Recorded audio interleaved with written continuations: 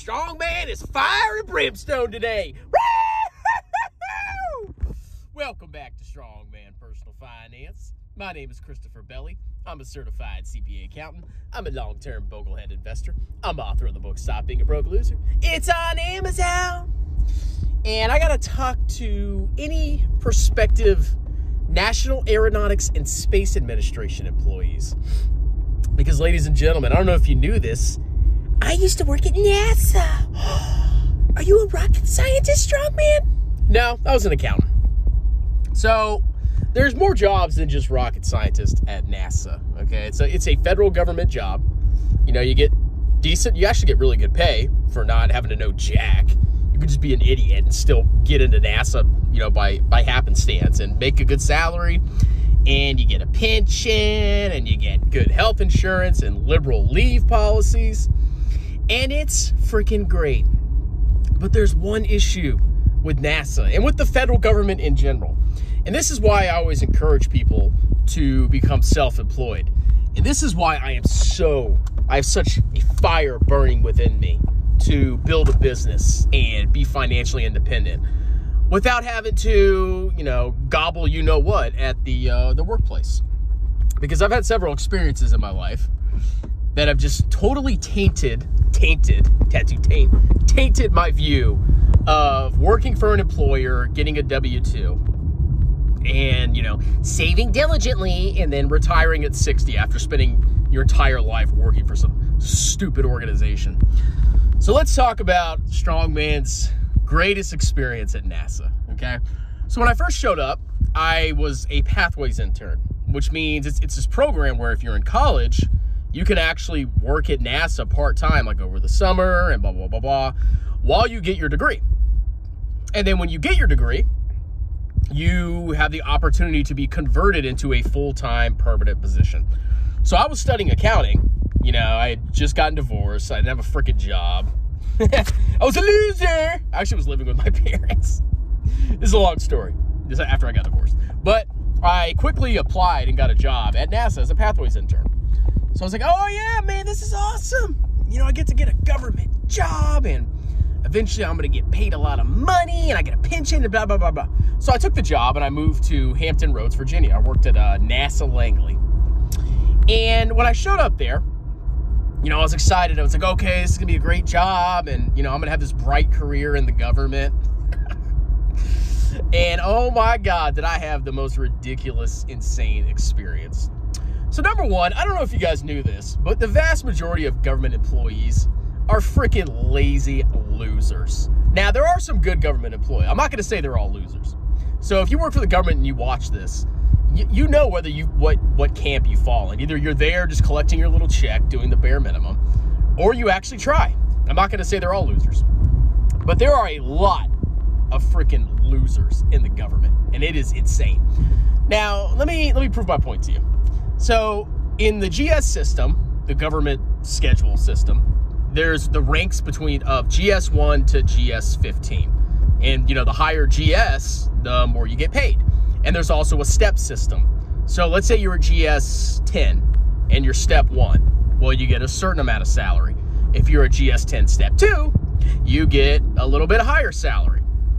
So there's multiple ways to continue to get raises. The longer you work in the government, the more money you make, basically. But you top out at a certain point. Like, you're not going to be a millionaire in the government.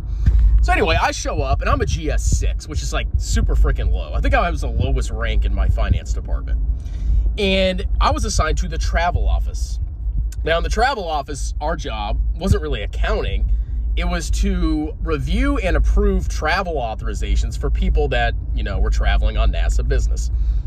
Now, my first experience with NASA people was these spoiled freaking GS14s and 15s that try to manipulate the system however they could to, like, prolong their vacations. Like, they would try to, you know, they would pull these things, or these fast ones. They'd be like, well, according to the rules, if I travel a certain amount of time, I have to spend a night in a city halfway so I can rest.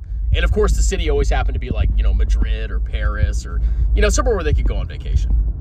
And these clowns, they would always call and reschedule their flights, and they would call and complain because they couldn't get their way. They were the most spoiled freaking brats I ever saw in my life. And I was like, these are NASA people. These people are freaking losers. Now, I think back to the military, and when you go and travel in the military, it's like, here's your freaking orders, here's your flight, shut up and take it, okay? At NASA, it's like we do whatever we can to like kiss these people's ass and coddle them like children. So that was my first experience. Like, oh my God, these people are idiots. Now, my coworkers, so it was me, another young GS who's still my friend, and, you know, a couple older people. So it was like, I was a GS6, my buddy was a GS7, and we had a couple GS13s in the office, and these are people that had been around forever. Now, imagine this. Who do you think did all of the work? Literally all of the work. Was it the GS13s who were experienced and got paid over $100,000 a year? Or was it the GS6 who was brand new to the government and was still learning his job? It was the GS6, that's right. Those GS13s that were there, they didn't do jack shit. They literally did nothing. And let me tell you how bad it was. So I went, you know, it was me and my buddy did basically all the work. And we actually proved it multiple times because you could actually go pull data. Me and him did like probably 95% of all the travel authorizations and 95% of all the work. And we would work our butts off. Like, we would get called all day, and we'd like be approving travel authorizations, and we'd be clearing out the queue. We worked our butts off. Now, I got month-long orders from the military to go attend a training course. And I looked at my friend, and I was like, dude, you're screwed. Because instead of both of us splitting the work, he had to do it on his own. And do you think the GS13 stepped up and did anything? No. So my friend literally carried the entire travel office. He was a GS7 or something on his shoulders while these lazy ass GS13s getting $100,000 a year did all the freaking work or didn't do jack. Absolutely disgusting. Now, we brought this to the attention of our supervisor, and guess what happened? Absolutely nothing. Because in the government, you can't really fire anybody. So after experiencing that for a year or two, I was like, this is NASA? A bunch of spoiled freaking loser GS14s and 15s that try to manipulate the system so they can go on a free vacation. And they complain and change their minds 24 times and, you know, bitch to my boss if, you know, they don't get their way. Or they try to break the rules, and if they can't break the rules, they bitch about it. And then, you know, our bosses try to accommodate them and kiss their ass. And, oh, my God, yeah, you could stop in Paris. That's fine. And then, on top of that, you have literally the senior people doing jack all, doing nothing. So I was pretty jaded. And at that point, I was like, you know what? I am not staying at NASA. So I really started studying hard. I got my CPA license. I got my CGFM, Certified Government Financial Manager. And I started my own like side hustles while I was working there.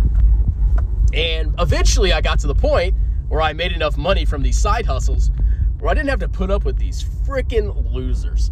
Now, it sent shivers down my spine to imagine working at NASA for 30 years just to get a pension, putting up with these freaking losers, working these boring jobs. I would lose my freaking mind. So that's just a little tale. But I got more stories about NASA, trust me. And the government in general. Oh boy, it's bad. It's bad. So number one, I don't want you to worship NASA. NASA's not something to worship, okay? It's a bunch of spoiled engineers who, you know, probably couldn't hack it in the private sector, or they wanted some cake government jobs so they could travel to Paris on government orders. Or it's a bunch of like has-beens that, you know, they just want an easy life and don't want to do anything. And they're more than happy to shift work to the new employees. So I'm really glad I quit. And I will definitely do more stories about NASA and my time in the military. And the whole point isn't to say, oh, NASA screwed me and I'm a failure. No, I've actually knocked it out of the freaking park. I've built multiple streams of income. I'm not relying on an employer. It's great. I mean, I could literally quit my job right now and survive because I have so much passive income. And I could even do, if I wasn't working, I can make more passive income. So the whole point is you want to be self-employed, okay? And you don't want to get stuck in a situation like at NASA where you're just working for this clownish organization that for some reason is still respected. I don't know why NASA is still respected. I mean, at least after experiencing that, I have no respect for that organization. Maybe it was just my organization here in Hampton. I don't know. But trust me, if you are unhappy, seek self-employment. Get a skill, build side hustles, and after a year or two of patience and hard work, it'll start to pay off because I'm starting to make some money now on my side hustles. Tutoring, seminars, YouTube, book sales, all of it paid off. And eventually, after probably another year of experience, I could start my own tax business, which I should have done tax way earlier instead of working for the government. I could probably be self-employed right now, but I wasted 4 years of my life at NASA and that stupid bureaucratic organization. So that's my story. I can't wait, like I said in my other video, I can't wait until I'm generating so much income that I make more than the head of NASA. And if I have a huge YouTube channel, I'm going to slam these people, man. It's going to be glorious. I'll probably get banned from YouTube because NASA's amazing. You can't criticize them. But that's my thoughts. And not everybody at NASA is bad. I'm not going to say. There's actually some really smart people there. I'll give them that. But the vast majority are freaking morons. So that's my rant. Hope you have a wonderful day, and I'll talk to you later. Cheers!